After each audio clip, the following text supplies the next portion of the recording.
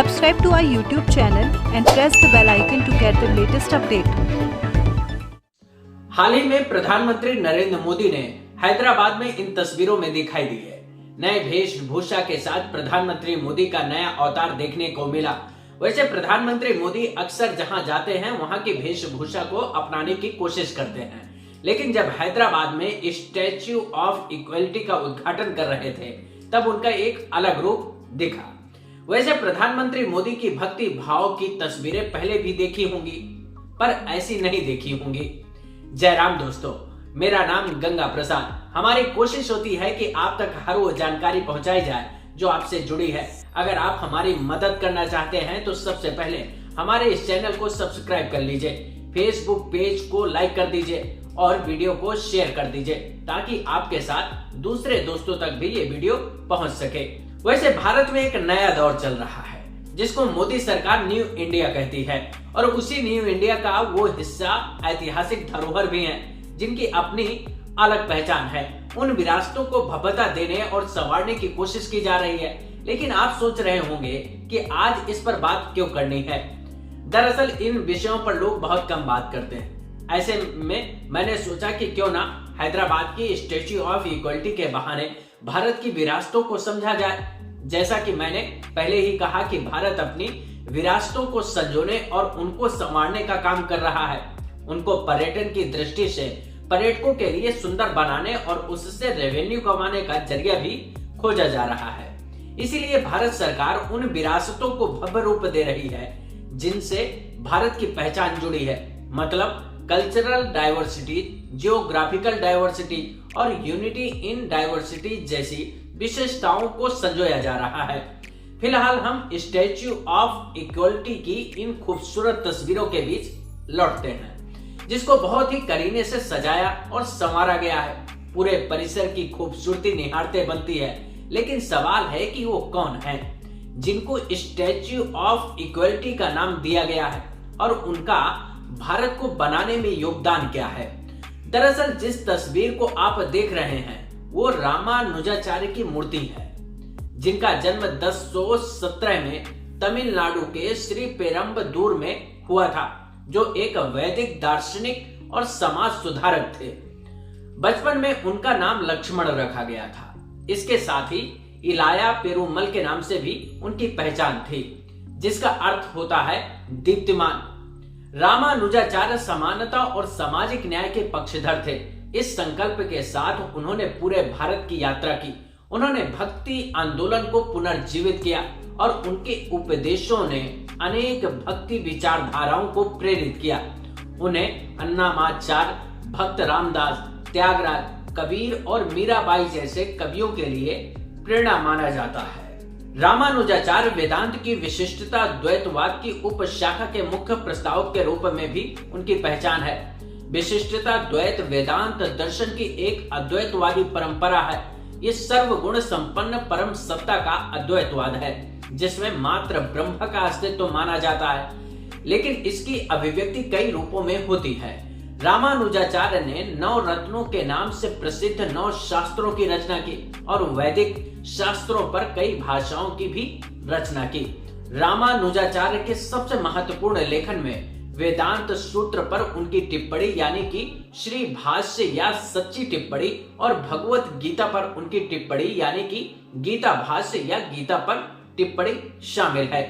उनके अन्य लेखन में वेदांत संग्रह, वेदांत सार और वेदांत दीप शामिल हैं। उन्होंने प्रकृति के साथ तालमेल बिठाने और संसाधनों का अति दोहन न करने पर बल दिया है।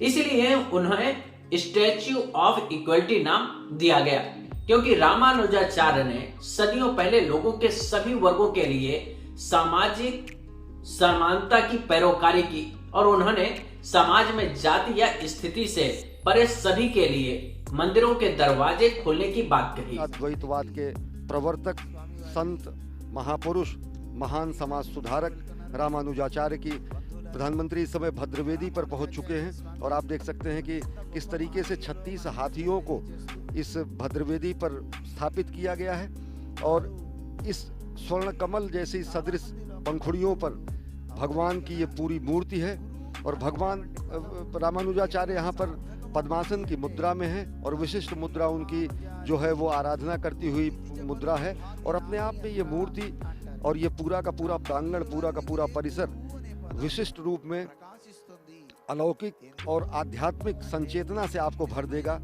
उन्होंने शिक्षा को उन लोगों तक पहुंचाया जो इससे वंचित थे।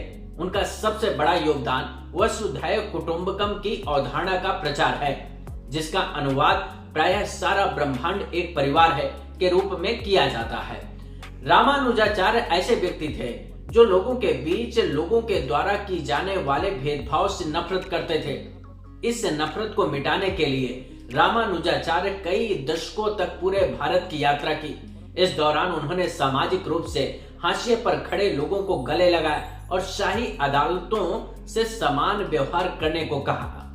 उन्होंने ईश्वर की भक्ति, करुणा, विनम्रता, समानता और आपसी सम्मान के जरिए सार्वभौमिक मोक्ष की बात की, जिसे श्री वैष्णव संप्रदाय के रूप में जाना जाता है।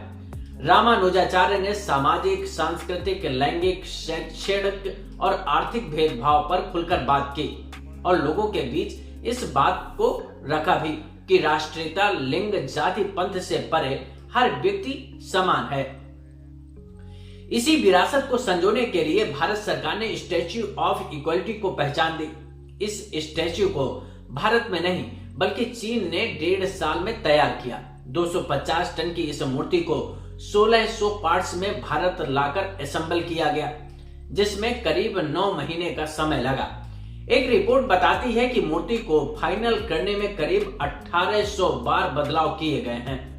हैदराबाद की स्टैच्यू ऑफ इक्वलिटी अपने आप में इसलिए भी खास है क्योंकि इस तरह की दुनिया भर की ऐसी मूर्तियों से तुलना की जाए तो स्टैच्यू ऑफ इक्वलिटी थाईलैंड की द ग्रेट बुद्धा स्टैच्यू के बाद दुनिया की दूसरी सबसे ऊंची सिटिंग स्टैच्यू है, जिसकी ऊंचाई करीब 216 फुट है। इस स्टैच्यू को पंचलोहा से बनाया गया है, यानी कि स्टैच्यू को बनाने में कॉपर, सिल्वर, गोल्ड, जिंक और टाइटेनियम का यूज किया गया है। स्टैच्यू ऑफ इक्वलिटी का पूरा प्रोजेक्ट करीब 45 एकड़ में फैला है, जिसकी कुल लागत करीब 1000 करोड़ रुपए के करीब है। हालांकि ये पूरा प्रोजेक्ट डोनेशन के पैसों से पूरा हुआ है और इसके लिए जमीन माय होम ग्रुप के जुबली रामेश्वर राव ने दान दी है। रामानुजाचार्य की इस मूर्ति को 56 फीट ऊंचे भद्र वेदी पर बिठाया गया है। इसके अंदर की मंजिलों में वैदिक डिजिटल लाइब्रेरी, रिसर्च सेंटर, एक थिएटर और श्री रामानुजाचार्य के प्रयासों के बारे में बताया गया है। इसके साथ ही एक एकेडमिक गैलरी भी बनाई गई है, जहां रामानुजाचार्य की आदर्शों की बात की गई है।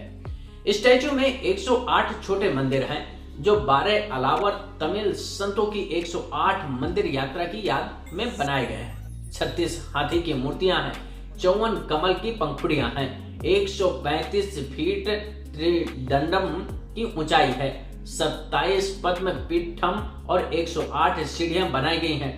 इसके अलावा रामानुजाचार्य की छोटी मूर्ति को करीब 120 किलो सोने के इस्तेमाल से पूजा के लिए बनाया गया है, क्योंकि 120 साल की उम्र में रामानुजाचार्य ने दुनिया को अलविदा कहा, इसलिए उनकी याद में इस मूर्ति को स्थापित किया गया है।